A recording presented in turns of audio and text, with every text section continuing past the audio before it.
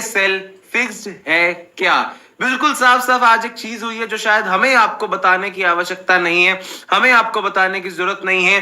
जिस तरह से क्वेटा ग्लैडिएटर्स आज का मुकाबला जीती है, मैच को जरूर आप 19वें ओवर में जीत गए हो, मैच को जरूर आप 10 गेंदे बचे हुए जीत गए हो, लेकिन आपको यहां पर यह देखना है कि आप इस मैच को जीते कैसे हो, क्या कुछ इस मैच में हुआ है। आप सब जान चुके होंगे, आप सब भी इसका इंतजार कर रहे होंगे, हम उसके बारे में कब बात करेंगे। क्वेटा ग्लैडिएटर ने आज का मैच इस्लामाबाद यूनाइटेड को हरा तो दिया, मगर आज के मैच के अंदर एक ऐसा काम हो चुका है जिसके बाद पीएसएल के ऊपर बहुत से सवालिया निशान खड़े हो चुके हैं। क्या पीएसएल फिक्स्ड है? क्योंकि डीआरएस के फैसले के ऊपर एक ऐसी कंट्रोवर्सी क्रिएट हो चुकी है, जैसे कि दोस्तों आप लोगों ने झलकियों में देख लिया, जिसको लेकर इंडियन मीडिया भी डिस्कस कर रहा है। अभी हम मुकम्मल वीडियो की जाने चलेंगे और तफसीलन इस मामले की तह तक जाएंगे कि आखिर ये कैसे हुआ और क्यों हुआ, और क्या वाकई ही पीएसएल फिक्स्ड है या नहीं, इसका फैसला आपके हाथ में होगा। मुकम्मल वीडियो की जानिब चलने से पहले और तमाम बातें तफसीलन जानने से पहले इस वीडियो को लाइक भी कर दें और चैनल को जरूर सब्सक्राइब कर दें। जो आज हुई है भाई DRS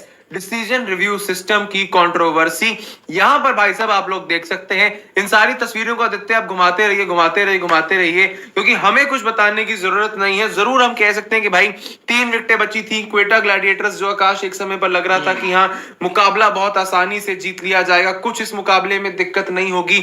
उस मैच को जीतने के लिए क्वेटा ग्लैडिएटर्स आकाश 7 विकेटें अपनी खो देती है। एक ताबड़तोड़ शुरुआत के बाद फॉल ऑफ विकेट्स अगर हम देखें आकाश 17, 49, 51, 54, 116, 125, 127 पर आखिरी विकेट गिरती है और फिर आपने 139 रन जो है यहां पर बना लिए 18.2 ओवर्स के अंदर। ये रन जरूर यहां पर बन गए हैं, लेकिन इन रनों के साथ में अपने आप में पांडे जी एक बहुत बड़ी कंट्रोवर्सी जो है वो जुड़ रही है, क्योंकि 11वें ओवर की थी जी वो आखिरी गेंद।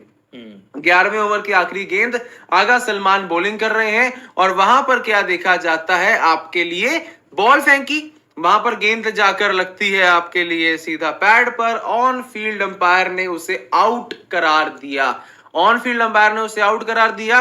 और जहां पर पिछले वाली तस्वीर पर जरा आइए, और जहां पर हम यहां देख सकते हैं कि भाई जब बॉल वहां पर कंटैक्ट में हुई, जब बॉल का वहां पर कंटैक्ट आ रहा था, तो आकाश फर्स्ट व्यू में सभी ये देख रहे थे कि भाई वो गेंद 3 स्टंप्स के आगे है, उसका इंपैक्ट किसी भी तरह से किसी भी एंगल से उसका इंपैक्ट यहां पर बाहर नहीं है। इंपैक्ट वहां बाहर नहीं था, इंपैक्ट इनलाइन था। वहां से इस ट्रैजेक्टरी में दिखाया जाता है आकाश कि इंपैक्ट आउटसाइड। चलो जी, पहले तो ये बात होगी कि इंपैक्ट आउटसाइड कर दिया आपने, लेकिन उसके बाद भाई वो आगा सलमान है, उसी फोटो पर रही है आदित्य आप, भाई वो आगा सलमान है, वो मुथैया मुरलीधरन नहीं है, वो आगा सलमान है, वो शेन वॉर्न नहीं है, वो आगा सलमान है, वो हरभजन सिंह नहीं है कि जिसकी बॉल पड़ के दूसरे कोने में ही निकल जाएगी।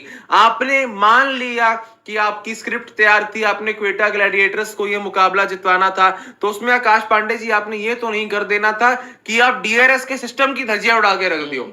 हमने ये देखा अक्सर भाई साउथ की पिक्चरों में देखा है, इंडिया के अंदर जहां फिजिक्स की धज्जियां उड़ी होती हैं, कहीं से भी गोलियां चल रही हैं, कहीं से भी कुछ हो रहा है, वही चीज आज इन्होंने भाई यहां पर करके दिखा दी है टीएसएल वालों ने। मैं जानना चाहूंगा भाई क्या वो डीआरएस था, क्या वो हाल हालात थे? आदित्य जरा वो आप तस्वीर दिखाइए जहां शादाब खान की धज्जियां उड़ी पड़ी हैं। शादाब खान भी परेशान हो गया, भाई ये चल क्या रहा है, आप लोग कर क्या रहे हो? बिकॉज गेंद पड़ी, ऑन फील्ड अंपायर अलीम दार ने भाई उसे आउट करार दे दिया। बॉल जाती है जिस दिशा में बॉल जा रही थी, साफ साफ लग रहा था कि भाई वो बॉल जाकर सीधा विकेट पे लग रही है, जैसे आप देख रहे हैं। पहले तो आपने बॉल जहां पड़ी उसको थोड़ा सा राइट कर दिया ताकि वो लेग स्टंप के बाहर हो जाए, आप उसका इंपैक्ट आउटसाइड कर दो, इंपैक्ट आउटसाइड कर दिया।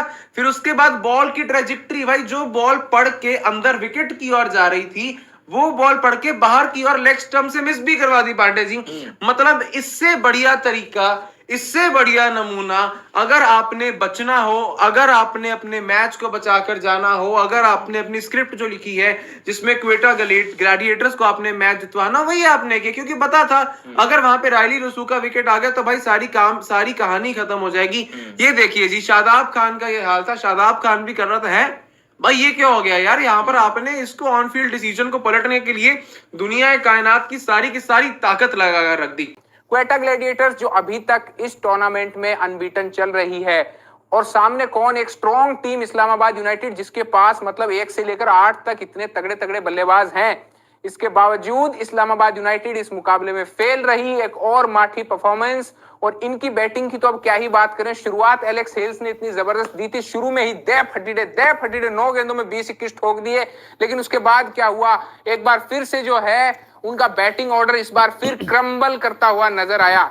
शुरू में कॉलिन मुनरो आमिर की स्विंग पर नाचते दिखे, तो कॉलिन मुनरो जब आउट हुए और बीच में आए आगा सलमान। अब आगा सलमान को जो है आते ही एक मौका मिल गया, हसनैन ओवर लेके आए थे और एक सिंपल सा फ्लूका जो आसमान में था वो मोहम्मद आमिर ने टपका दिया। अब पीएसएल में एक सबसे बड़ी दिक्कत इस बार जो नजर आई है वो है कैचेस। हर टीम इतने कैचेस छोड़ रही है, मतलब किलो के भाव हर टीम कैच छोड़ती जा रही है। खुशदिल शाह को हमने देखा है कि हर मुकाबले में कैच छोड़ते हैं।